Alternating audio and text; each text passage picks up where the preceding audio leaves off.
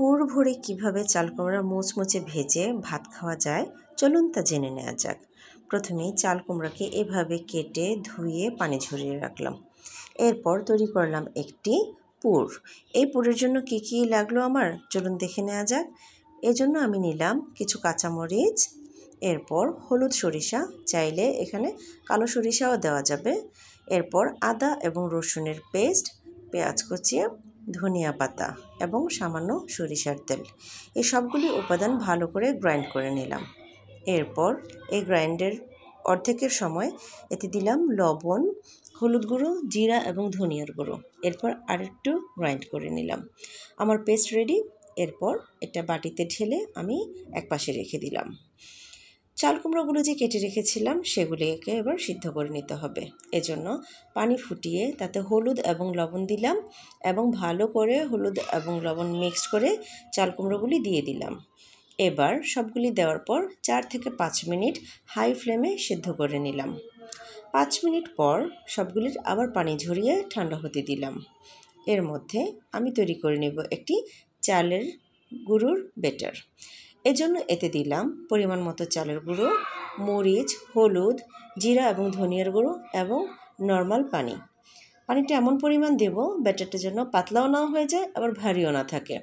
এরপর সবগুলি খুব ভালো করে নেড়ে চেড়ে মিক্স করে নেব। আমার ব্যাটার রেডি।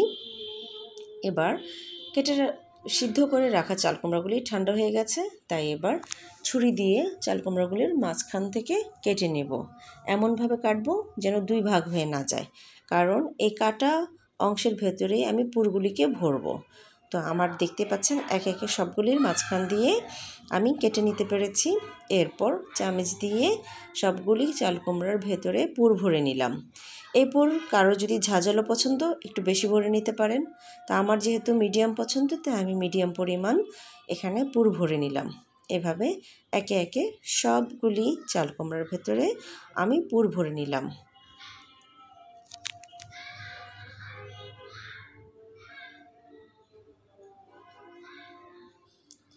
সো আমার রেডি পুর ভরা চাল কুমড়া। এবার ব্যাটারে চুবিয়ে আমি ভেজে নিব। এজন্য ফ্রাইং প্যান বসিয়ে দিলাম চুলায়। ফ্রাইং প্যানটা বেশ গরম হওয়ার পরে এতে দিয়ে দিলাম সয়াবিন তেল। এরপর ব্যাটারে চুবিয়ে একটা একটা করে চাল কুমড়া ভেজে নিলাম।